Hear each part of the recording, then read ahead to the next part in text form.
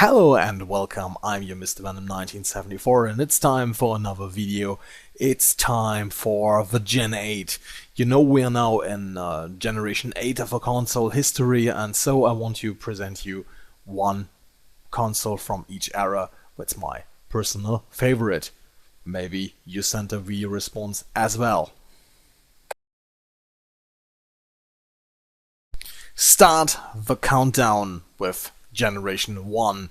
Generation 1 is really simple, it's just the Pong generation. You know, Pong, 2 pedals, 1 ball, that's Pong. Was really good, and there was a lot of companies who produced Pong consoles, and I've got 2, one from Sanva and this Philips Odyssey 2001. I think this is more stylish, I think it is 3 games or something. So the first generation is just Pong. Maybe you have a better Pong console, just show it, but this is mine. Welcome to Generation 2. And I think Generation 2 is one of the famous experiences of video game consoles, whereas you see this Atari, whereas the ColecoVision, whereas the Magnavox Odyssey, the Intellivision is in this generation. And so this is the generation with the cartridges. And I think my personal favorite of this generation is, of course, the Atari 2600. You see, this is the junior version. I think it was late 86 or so, I think it came out. The original Atari was from 77, and this is an absolutely master system. This is a great system, has a lot of cartridges. A huge library. I think this is a really good console. Welcome to the third generation. You know, there was a crash after the Pong generation, there was a second crash after the cartridge era, if you want to call it, and Nintendo saved the North America market with this system. The NES was launched 84, I think, and this is a really good, awesome system. Has a lot of great games: Zelda, Metroid, Castlevania, Mega Man series. Awesome things on this system. The system has a strong library. It looks really boring. This thing looks nearly as boring as the first Xbox generation, but it's a really good console. And I think this is my favorite from this generation. There was also Nintendo and Sega in the console market, and I think Nintendo won, I think. But this is my favorite from the third generation. Once again, a Nintendo. Welcome to the fourth generation of video gaming. The Super Nintendo was my first real self-bought console, and I loved this thing a lot. The NES was not so popular here in Germany, but the Super Nintendo was a massive hit. I think in complete Europe, the Super Nintendo blew the Mega Drive away, or the Genesis, and this was the console of a fourth generation. You see like Terranigma, where some games like Secret of Mana, you see Super Metroid, Castlevania 4, where are so many huge hits on this console, and I think this was maybe the introducing to JRPG to the Western Hemisphere. So this thing was a masterpiece. 1990, this thing was a legend.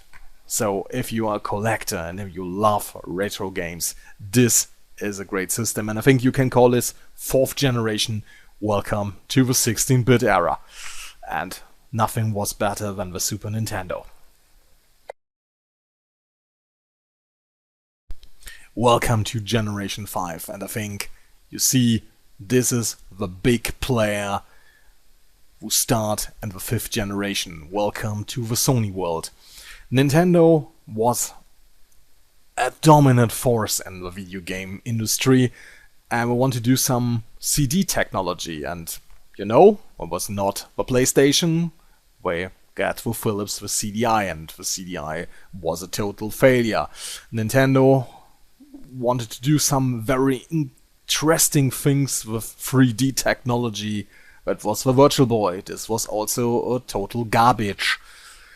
So, Sony was arguing with Nintendo a lot, and I think with the backstage politic problems with Nintendo, you know, where pissed Square off and Square goes to Sony, and we know this is Final Fantasy VII. This was an awesome game and one of my favorites till today. So this PlayStation 1 was a huge success and was a huge big player. I know where some great start titles like Metal Gear Solid, Castlevania Symphony of the Night, Final Fantasy VII, of course. You see Parasite Eve, Lunar Silver Star Story, if you know Wild Arms, and so many great things. I think this thing on 1994, 2 years before the N64, was a massive hit, and I think Sony did the right thing and did it all, and so this is the console of the 5th generation in my point of view.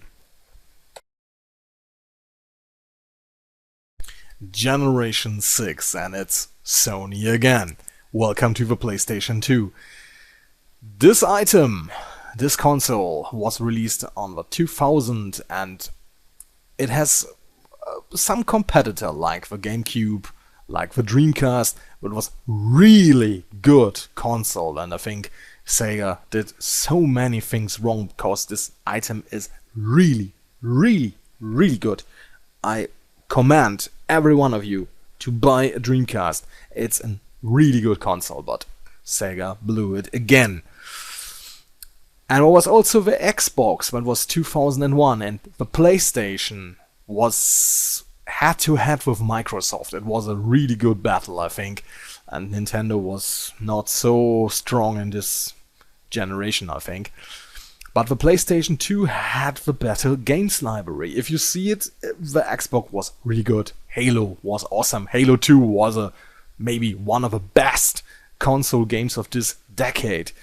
But the library was really strong, so Sony had the power from the PlayStation 1 and make it the same with the PlayStation 2. So this thing is my best console of Generation 6.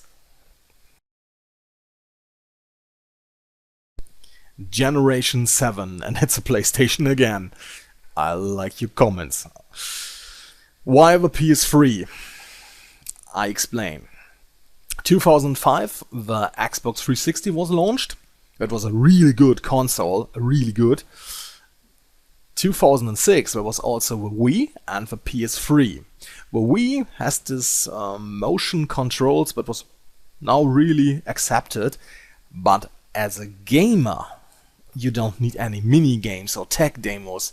You want to get the real thing. And what was on the PlayStation? Really good games. Maybe take Uncharted, God of War. This is PS3. It's the same thing they learned from the PS1 and PS2, and so we're now to a PS3, of course. And the other competitors was nearly close, very close. I think this was deadly close. But Sony was a little bit better, I think. In my point of view, maybe you think different, so write in the comments. So, Generation 7, PS3. It's 2012 and we are back in Generation 8.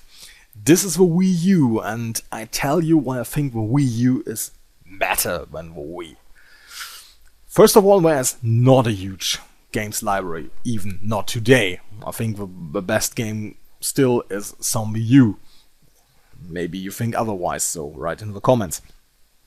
But in this way, it's a really good console, and the control thing with the tablet and the motion controls as well, it's a good mixture. And if this different third-party politics, I think it's much better. But I think we need a killer application for this thing to prove this is a really good console. So in my point of view, just wait a second or some minutes, you want to call it, and I think this will be a really good console. I don't know, but It's a problem with a lot of systems. Think about the Vita or the 3DS, of course, it's the same. If you launch a system, you need great launch title. If you don't have them, nobody wants your console. So this is the Generation 8 console, but I think if there's no killer application, the other systems that will be launched this year or the next year, I think will put the Wii U down. That is not a good thing. It's a nice console. I like the tablet system, but we need some games. Nintendo, where are our games? Where is our Wii U Zelda? We don't need a remake of Wind Waker. No, it's not the new Zelda. New Zelda, a really good. Maybe another Super Mario Galaxy exclusive for the Wii U. Where's the Smash Brothers for the Wii U? Where's so many questions and so less games, I think. But I hope this system will live and not die in obscurity. Who knows? So, this is my Generation 8. What's yours? Thanks for watching. I'm your Mr. Venom 1974, and if you like this video, please rate, leave a comment, subscribe, and if you want, send me a video response as well. See you. Bye bye.